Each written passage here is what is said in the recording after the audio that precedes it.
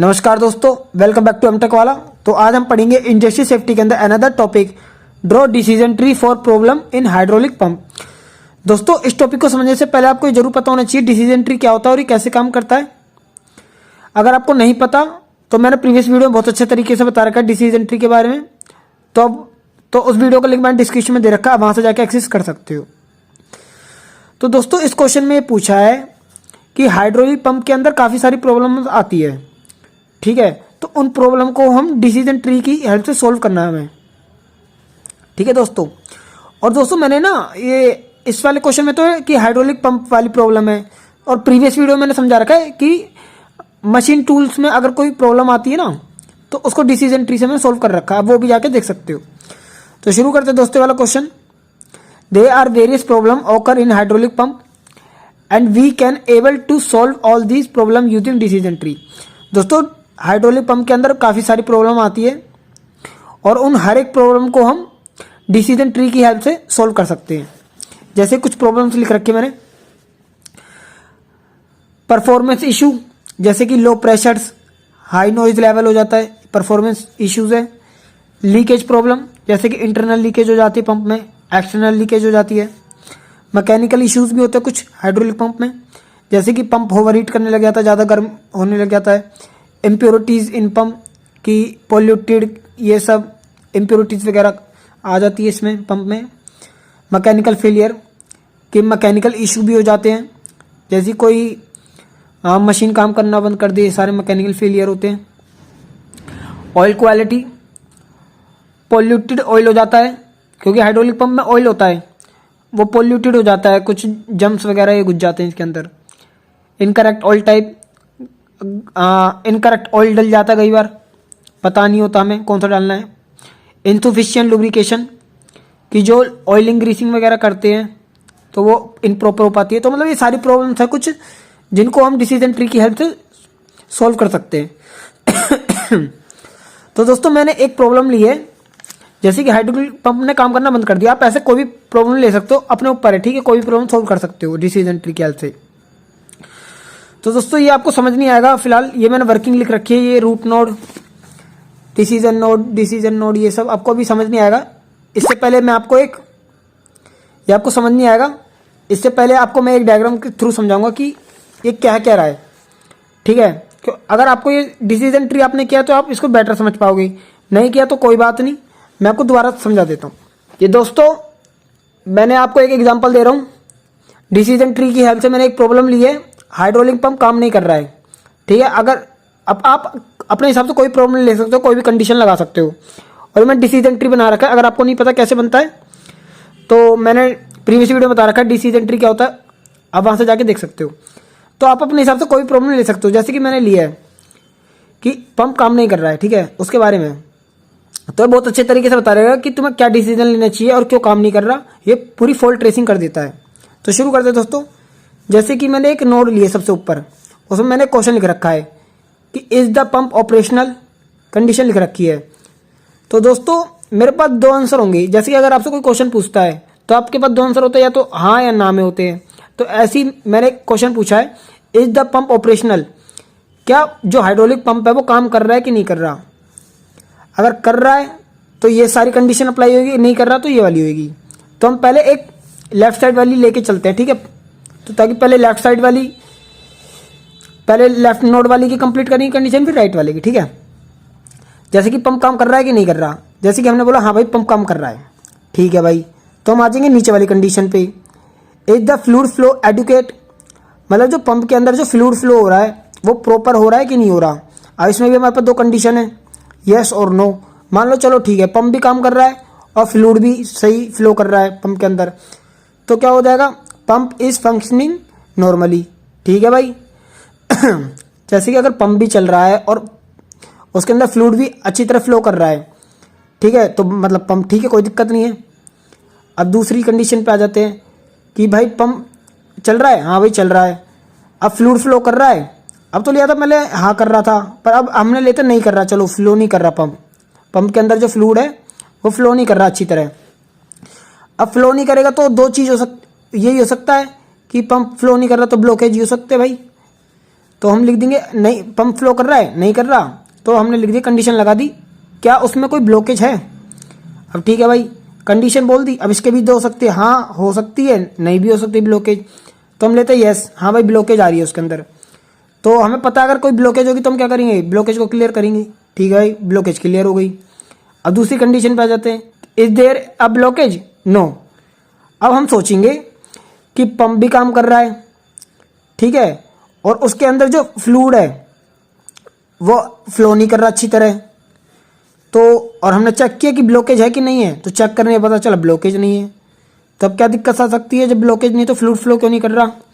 तो हम देखते हैं, आर देयर एनी लीक और डैमेज पार्ट, क्या वो ब्लॉकेज की जगह जो पंप है उसके अंदर कोई लीकेज हो, इसकी वजह से वो फ्लो नहीं कर रहा हो, ठीक है, या कोई डैमेज हो। तो हमने पूछा इससे कि अगर उसके अंदर कोई लीकेज या डैमेज है क्या। अब भाई इसके पास भी कंडीशन आ गई, हाँ हो भी सकती है, नहीं भी हो सकती है। मान लो डैमेज हो गई, तो अब समझ लिया हमने, मान लिया कि डैमेज हो गई इस कंडीशन में, तो रिपेयर और रिप्लेस कंपोनेंट्स। ठीक है, हमें कंडीशन से ही पता चल जाएगा कि आगे क्या करना है, कि अगर डैमेज है तो ठीक है भाई रिपेयर करा देंगे। और मान लो हमने मान लिया कि डैमेज भी नहीं है, ब्लॉकेज भी नहीं है, ठीक है, फिर हमने चेक किया डैमेज है कि नहीं है या लीक है नहीं है, तो भाई डैमेज भी नहीं है। तो हम क्या करेंगे, inspect for internal pump wear, कि फिर हम ना इंस्पेक्ट करेंगे जो इंटरनल पंप है, जो हाइड्रोलिक पंप का दो पंप होते हैं, इंटरनल और एक्सटर्नल। तो हम चेक करेंगे कि इंटरनल पंप में कोई घिस वगैरह तो नहीं गया, उसका जो मेटल वगैरह होता है। ठीक है, तो ये तो हो गया दोस्तों लेफ्ट साइड वाला नोड। अब राइट साइड वाले नोड में, लेफ्ट वाले में तो अब तक हमने रियास में करते गए थे कि पंप काम कर रहा है, ठीक है, तो फिर सारी ये कंडीशन अप्लाई हो गई थी। अगर मान लो हमने स्टार्टिंग में पता चल गया कि पंप काम नहीं कर रहा, तो हम क्या चेक करेंगे, check power supply and motor connection, कि क्या पता पावर ही नहीं आ रही हो इसलिए पंप काम ना कर रहा हो, या मोटर के कनेक्शन में कोई दिक्कत हो। ठीक है दोस्तों, तो मैं आपको एक बताना चाहूँगा, जैसे कि अब इसका लेवल करेंगे, ठीक है, जो डिसीजन ट्री के अंदर होता है। देखो ये फर्स्ट नोड है, ठीक है, मतलब फर्स्ट नोड है सबसे ऊपर, जो सबसे ऊपर होती है ना, इसे बोलते हैं दोस्तों रूट नोड, और ये स्टार्टिंग करती है डिसीजन ट्री की। ठीक है, अब इसके दो सब नोड होते हैं, लेफ्ट और राइट सब नोड। ठीक है, अब रूट नोड में, ठीक है, हमें पता है सबसे ऊपर वाली रूट नोड होती है, और सबसे नीचे वाली कौन सी होती है, लीफ नोड। जिसके लीफ नोड कौन सी होती है, जिसके आगे कोई कंडीशन नहीं होती। देखो इसके नीचे कुछ भी नहीं है, तो भैया ये भी लीफ नोड है। और किसके नीचे नहीं है, इसके नीचे कुछ नहीं है, लीफ नोड है ये भी, इसके नीचे है ये दोनों इसके नीचे भी कुछ नहीं है। दोस्तों मैंने डिसीजन ट्री में बहुत अच्छे तरीके से समझा रखा है, आप उसको देख लेना एक बार। ठीक है, अगर नहीं आता फिर मैं आपको अच्छी तरह समझा रहा हूँ। देखो लीफ नोड है ये, इसके नीचे भी कुछ नहीं है, लीफ नोड। दोस्तों लीफ नोड का मतलब होता है ये फाइनल आउटपुट जनरेट कर रही है, कि यस वाले का देखो फाइनल यही है, इसके नीचे कुछ नहीं आ सकता, ऐसे यहाँ भी। ठीक है, ये है लीफ नोड। अब कौन से रह गए भाई, अभी अगर यस और नो क्या होते हैं दोस्तों, यस का मतलब होता है ये यस और नो वाली जितनी भी कंडीशन है ना, इनको बोलते हैं दोस्तों ब्रांचेस डिसीजन ट्री में, ब्रांचेस। ठीक है, ब्रांच, ये भी ब्रांच, ये भी ब्रांच भी लिख देता हूँ खाली, ये भी ब्रांच है, ये भी ब्रांच है। ठीक है, ये भी ब्रांच है, ये भी ब्रांच है। अब दोस्तों सारी हो गई, बस अब रह गई एक, ये रह गई, ये रह गई, और ये रह गई। अब दोस्तों ये होते हैं decision node, decision node 1, decision node 2, और कौन सी रह गई डिसीजन नोड, ये गिनती में चलती है, डिसीजन नोड 3। ठीक है दोस्तों, 3 डिसीजन नोड हो गई इसमें अब डिसीजन नोड कौन होती है, जिसके आगे से यस और नो निकल रहे होते हैं। देखो जिसके आगे से यस और नो निकल रहे हैं वो डिसीजन नोड है। इसके नीचे से निकल रहे हैं, ये भी डिसीजन नोड हो गई, इसके नीचे से निकल रही है, ये भी डिसीजन नोड हो गई। अगर एग्जाम में आ गया तो आप ये भी लिख सकते हो, इसको डिफाइन भी कर सकते हो। रूट नोड क्या होती है, it is the first node questioning node, ये फर्स्ट नोड है, क्वेश्चन कर रही है इसलिए क्वेश्चनिंग नोड है, कि क्वेश्चन जो पूछती है वो questioning node. Branches, it represent the answer of condition in yes और नो, कि ये कंडीशन का आंसर यस और नो में देते हैं, उन्हें बोलते हैं ब्रांचेस। देखो ठीक है, वो ब्रांचेस हो गया। डिसीजन नोड कौन होती है, कंडीशन वी स्प्लिट फर्दर, कि वो कंडीशन जो आगे भी चलती जाती है। देखो जैसे हाँ ये, ठीक है। लीफ नोड आपको पता ही लास्ट नोड होती है, और वो फाइनल आउटपुट जनरेट करती है। ठीक है दोस्तों, आप ये तो बना ही दोगे। अगर कोई प्रॉब्लम आ गई तो हाइड्रोलिक पंप में आप अपने हिसाब से कोई प्रॉब्लम ले सकते हो। अब इसकी वर्किंग समझाता हूं मैं आपको दोस्तों। ये देखो, ये मैंने वही क्वेश्चन लिया है जो अभी आपको एग्जांपल में समझाया है।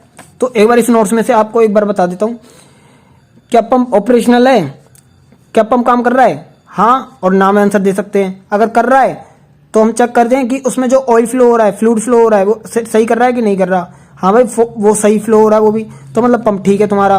ठीक है, अगर फ्लो नहीं कर रहा तो हम जाएंगे भाई नहीं कर रहा, डायरेक्ट बता देंगे। तो चेक करते हैं ब्लॉकेज है कि नहीं है। ठीक है, और इसका आंसर आएगा यस और नो में। ब्लॉकेज है तो क्लियर द ब्लॉकेज, अगर ब्लॉकेज नहीं है तो आर देयर एनी लीक और डैमेज पार्ट और कंपोनेंट्स। ब्लॉकेज नहीं है तो चेक करते हैं कि कोई पार्ट या डैमेज है कि नहीं है, कोई कंपोनेंट्स। ठीक है, अगर डैमेज है तो रिपेयर कर देंगे, डैमेज नहीं है तो जो इंस्पेक्ट करेंगे इंटरनल पंप के वियर में कि कोई घिसा हुआ तो नहीं पंप वगैरह। ठीक है दोस्तों, अगर हम चलते हैं नो की तरफ चलते हैं कि पंप काम ही नहीं कर रहा, तो बात ही खत्म हो गई वहीं डायरेक्ट कि पावर सप्लाई चेक करो भाई, ये क्या पता उसकी वजह से पंप काम ना कर रहा हो। ठीक है दोस्तों, अब दोस्तों आप ये समझ रहोगे कि ये क्या है। ठीक है, ये वर्किंग है, आपको समझाता हूँ कैसे काम करती है। दोस्तों ये क्या है, जैसे एग्जांपल लिया है। ठीक है, कुछ नहीं है, बस जो हमने यहाँ किया है ना खाली वो यहाँ वर्किंग है। जैसे कि आपको पता लग जाएगा, हमने लिया हाइड्रोलिक पंप माल फंक्शन की हाइड्रोलिक पंप काम नहीं कर रहा है, उसमें कोई खराबी आ गई है। तो सबसे पहले हमारे पास कौन सी होती है, रूट नोड। उसमें क्या पूछता है क्वेश्चन कि इज द पंप ऑपरेशनल। देखो ना कि पंप काम कर रहा है कि नहीं कर रहा। ठीक है, तो इसमें हमारे पास फर्दर क्या है, यस और नो है। तो ऐसी भाई इसमें पंप काम कर रहा है तो हम दो में आंसर दे सकते हैं, यस और नो। ठीक है, अगर यस तो go to decision node 1, yes है तो डिसीजन नोड 1 पे आ जाएंगे। अगर नो है तो check power supply motor connection leaf node. दोस्तों इसमें ये बताना चाहूंगा, जो भी लीफ नोड, अगर जहां भी लीफ नोड होगा ना तो वो वाली कंडीशन यहाँ डायरेक्ट उठ के यहाँ आ जाएगी कि इसमें डायरेक्ट बता देंगे। और मान लो डिसीजन नोड, इसमें हमने क्यों नहीं किया, इसमें डायरेक्ट डिसीजन नोड क्यों लिया है।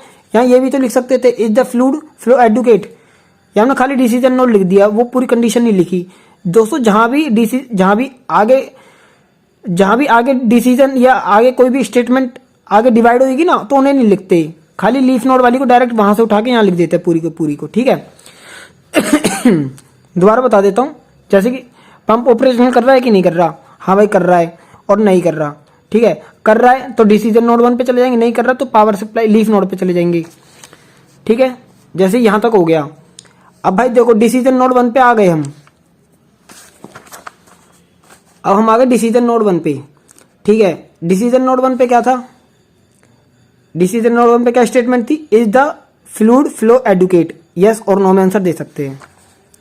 देखो is the fluid flow adequate, yes और नो में।